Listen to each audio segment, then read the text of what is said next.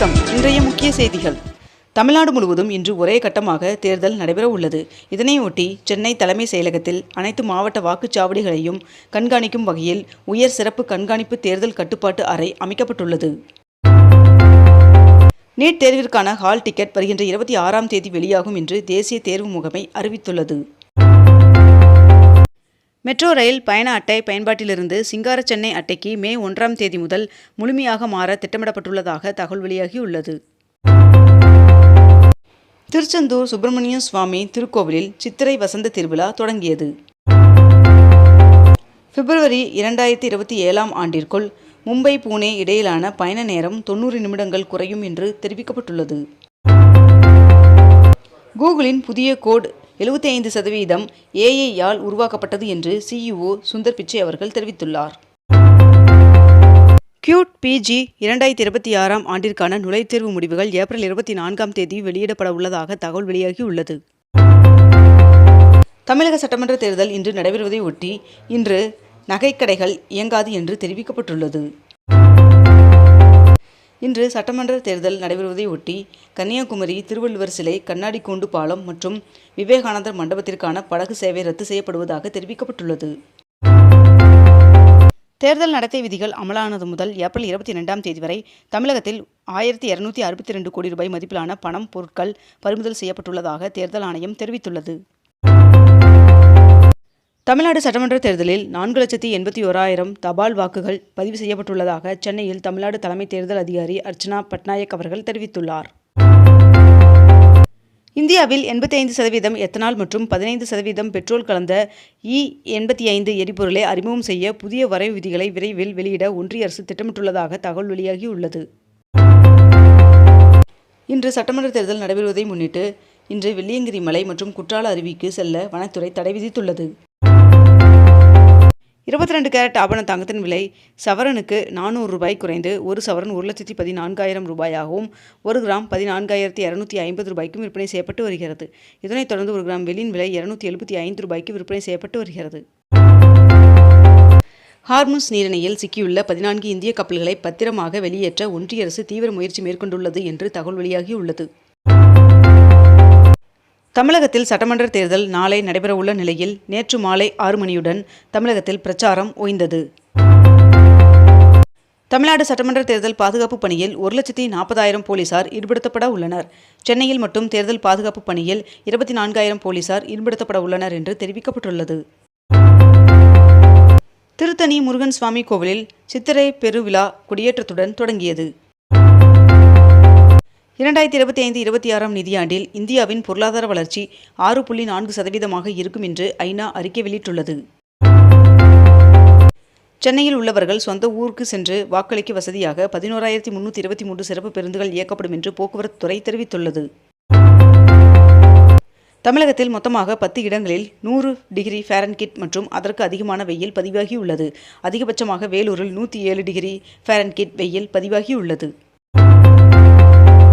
தமிழகம் கேரள எல்லையில் உள்ள மங்களதேவி கண்ணகி கோவிலில் சித்திரை முழு நிலவு திருவிழா வருகின்ற மே 1ஆம் தேதி நடைபெற உள்ளது. ஈரானுடனான போர் நிறுத்தத்தை நீட்டிக்க ட்ரம்ப் அவர்கள் மறுப்பு தெரிவித்துள்ளதாக தகவல் வெளியாகியுள்ளது.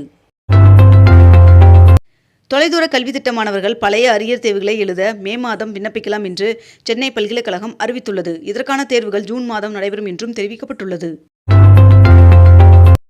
மேற்கு வங்க மாநிலத்தின் முதற்கட்ட வாக்குப்பதிவு இன்று நடைபெற உள்ளது.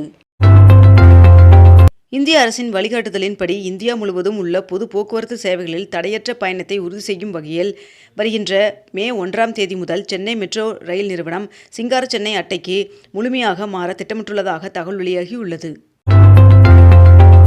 தென்கொரிய அதிபர் இந்தியா வருகை தந்துள்ளார். மேலும் பிரதமர் நரேந்திர மோடி அவர்களுடன் ஆலோசனை மேற்கொண்டார். இந்த ஆண்டு அட்சய திருதிக்கு தங்க விற்பனை 30% வரை சரிந்துள்ளதாக நகை வியாபாரிகள் தகவல் தெரிவித்துள்ளனர். தமிழகத்தில் தனியார் பள்ளிகளில் இலவச மாணவர் சேர்க்கை RDE பதிவு தொடங்கியது. JEE முதன்மை தேர்வு செஷன் 2 முடிவுகளை தேசிய தேர்வு முகமை வெளியிட்டது.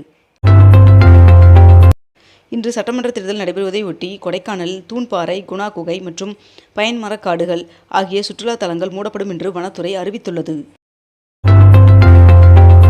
தவேக தலைவர் விஜய் அவர்களிடமிருந்து விவாகரத்து கோரி மனைவி சங்கீதா அவர்கள் தொடர்ந்த வழக்கு விசாரணை ஜூன் 15ஆம் தேதிக்கு ஒத்திவைக்கப்பட்டுள்ளது. முருகப்பெருமானின் 5ஆம் படை வீடாக விளங்கும் திருத்தணி முருகன் சுவாமி கோவிலில் 11 நாட்கள் நடைபெறும் சித்திரை மாத பிரம்மோற்சவ விழா கொடியேற்றத்துடன் துவங்க உள்ளது.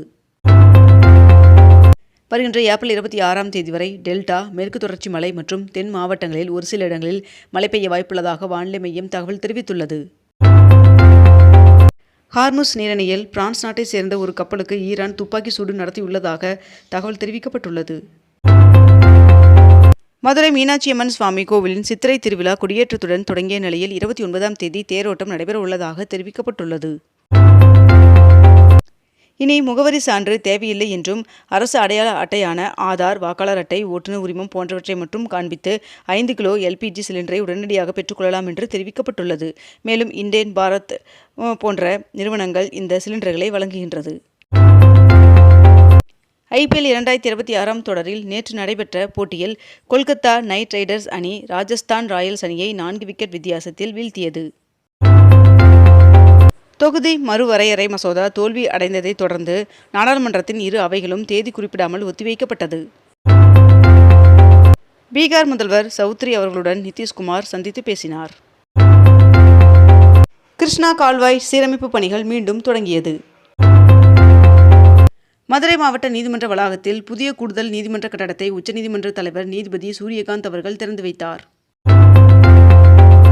ஏர்வாடி தர்கா சந்தனக்கூடு விழாவை ஒட்டி ராமநாதபுரம் மாவட்டத்திற்கு வருகின்ற மே 11ஆம் தேதி உள்ளூர் விடுமுறை அறிவிக்கப்பட்டுள்ளது. மும்பையில் உள்ள 164 பள்ளிகள் எந்தவித அனுமதியுமின்றி இயங்கி வருவதாக தகவல் வெளியாகியுள்ளது. மத்திய அரசு ஊழியர்கள், ஓய்வூதியதாரர்களுக்கு 2% அகவிலைப்படி உயர்வு என்று மத்திய அமைச்சரவை ஒப்புதல் வழங்கியுள்ளதாக தகவல் வெளியாகியுள்ளது. மகளிர் இடஒதுக்கீடு மசோதா தோல்வியை அடுத்து பிரதமர் நரேந்திர மோடி அவர்கள் அனைத்து இந்திய பெண்களிடமும் நான் மன்னிப்பு கேட்டுக்கொள்கிறேன் என்று தெரிவித்துள்ளார்.